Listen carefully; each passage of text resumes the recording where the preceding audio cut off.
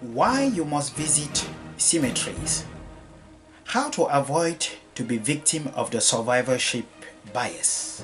What I mean by that, the visible, the observable. Have you ever seen yourself sitting and walking at 3 a.m. in the morning in front of a cup of coffee on your kitchen table, trying hard to get your business out of the ground? Because all around you, you see highly successful business owners or winners. This is the survivorship bias at work. Or no matter where you look, you see bestsellers in books, movies, you name it.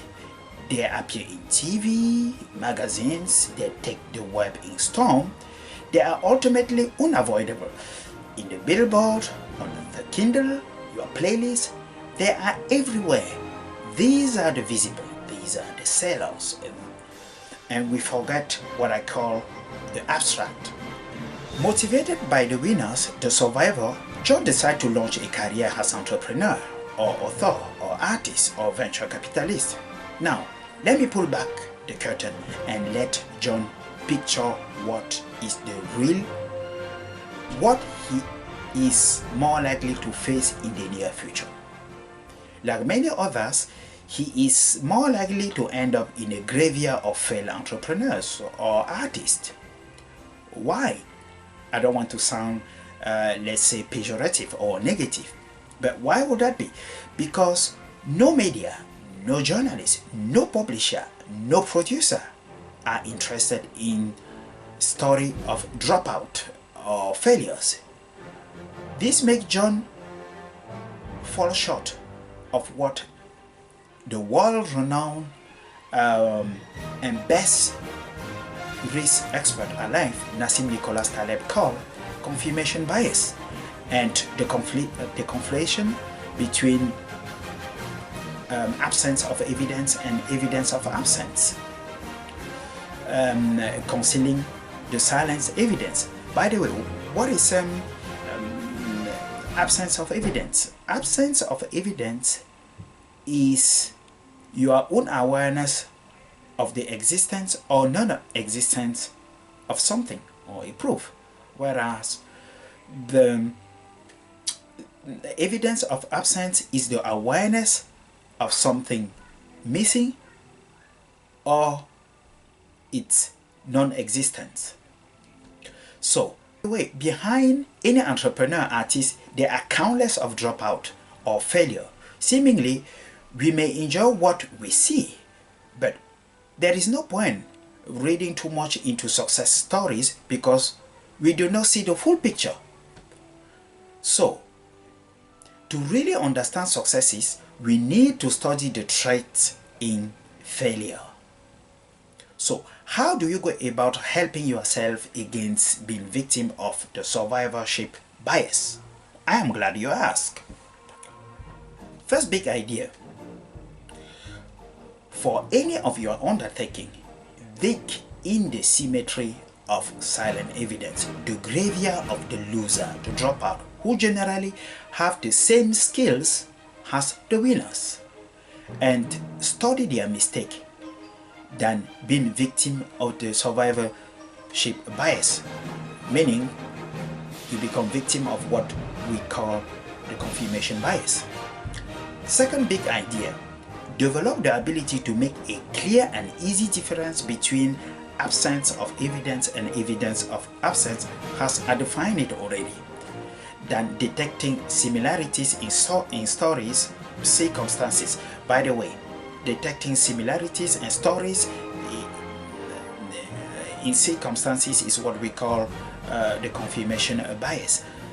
By detecting false patterns and avoiding them. Remember, in any complex system, since we are living in a world that is becoming way more complex, the ability to predict has decreased a lot because of huge complexity due to globalization and the internet. One of the better way to approach a complex system is nothing more than to detect false patterns and to avoid them, rather than just focusing on focusing on the confirmation bias, and this is what a lot of people out there try to exploit our gullibility to recipes, which in the long run doesn't help. By the way, we humans have the strong tendency to favor the concrete, the tangible, the visible, the well narrated, and we scorn the abstract. The ultimate survivor will be you who have developed a sound mind by being able to clearly distinguish absence of evidence from evidence of absence. In the meantime, has developed these general attributes: determination, sophistication, authenticity, convexity, resourcefulness, and on top of it, risk-loving. This is the person who is going to bring the bacon at home, who will become what I call the magnificent. And by the way, for any one of you watching this video, you are already a magnificent. Why is that? Number one, you are experiencing what we call a duty life by watching this video. I love you for being part of it and for commenting about it. And number two, which is the most important one, the magnificent act to satisfy his duty.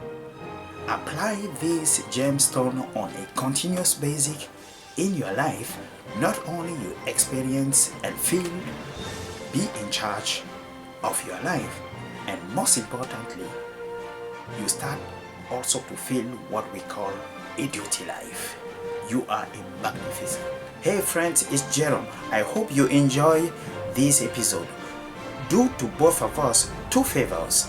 Number one, please subscribe in this channel by clicking the red button subscribe, so by joining me you continue to get update every time I release a new training for you.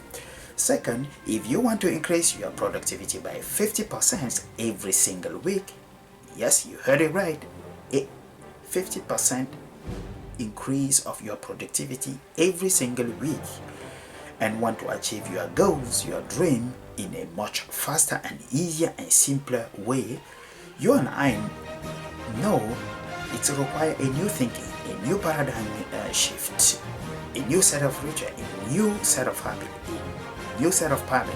So your entire approach must be based on convex experimentation. In order to make that possible, just go ahead and click the link below. It is optionality profile, and download this guide for free.